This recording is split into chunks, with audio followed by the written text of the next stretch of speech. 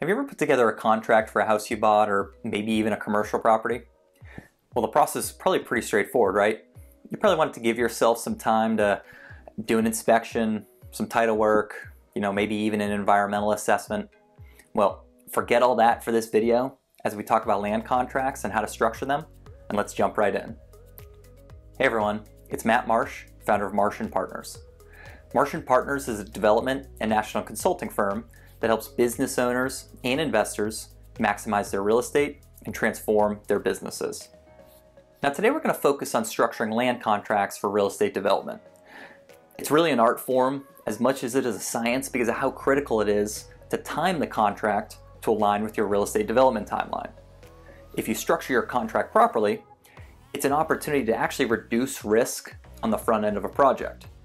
But failing to do so leaves you exposed to possibly committing large amounts of capital without any assurances that a project can actually move forward. Now there's no way to completely reduce your risk during development, but I'm here to help you avoid some of the big issues that you might experience in future projects. So keep watching for some common mistakes made when structuring land contracts. One of the biggest mistakes developers make when buying land is giving an owner unrealistic closing and timeline expectations.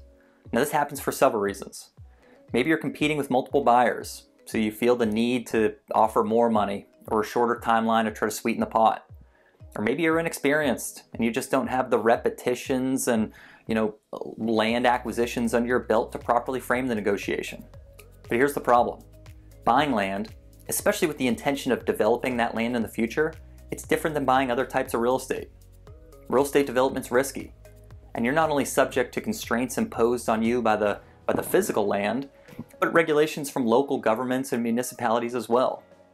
And depending on what you're trying to do on your property, well, your neighbors, they might even have an influence over what you can and can't do, how much you can build, and when you can build it.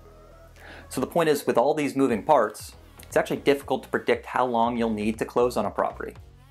And a landowner with unrealistic expectations about their land value or about the time to close can set your real estate development up for failure from the start. I just mentioned the various third parties that have a say in how and what you can develop on a property. To be allowed to break ground on a project, you'll need all the permits and approvals from those governmental groups. Those permits and approvals, they're not merely a formality either. And in many cases, the planning department and other municipal agencies, they might delay a project. So it really creates a quandary for you as the developer. Because as a developer, you want to entitle the land as quickly as possible to begin development and construction. Unplanned carrying costs, they can completely blow up your development pro forma. But you have very little control over the speed at which the bureaucratic permitting processes actually move, or even if your project is going to be approved in the end. So if you buy a piece of land without having the proper land entitlements, you could be stuck with a property that's useless to you in the future. But here's an idea to help you avoid all of that. Next time you structure a land contract, tie it to the actual phases of the development process. Maybe you set earnest money to be released upon successful rezoning or other key land entitlement milestones. And closing could even be contingent on an unappealable municipal site plan approval. That way, you won't actually be forced to close on a property until you're comfortable that you'll be able to build what you want when you want to on that property. Due diligence on raw land in preparation for real estate development, it's a very different process than what you'd likely encounter if you were buying a home or even another commercial building. It's contingent on multiple layers of compounding investigations, third-party consultants, their expertise, and circumstances that might even be out of your control as a real estate developer. So you won't ever be 100% confident that you can feasibly develop a property until you have an approved site plan.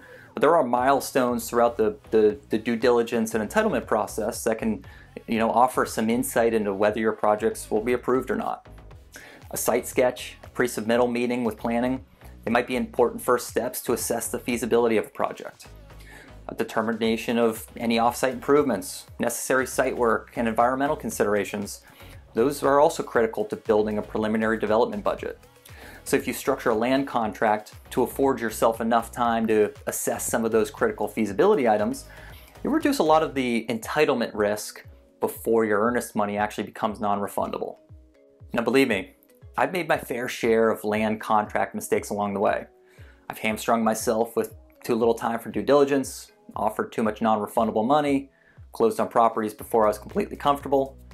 But through those mistakes, I've learned some of the best practices to help you avoid issues in the future. We have a whole video series on common CRE development mistakes, with videos being added weekly. Hit the like button, please subscribe. You'll be subscribed to our channel and you can stay up to date on content to help you through your real estate journey. You can also check out our website for more real estate insights at marsh-partners.com. Feel free to leave me a comment if there are any other topics you're interested in or you'd like me to cover in the future. And again, please don't forget to subscribe if you want more content like this, and thanks again for watching.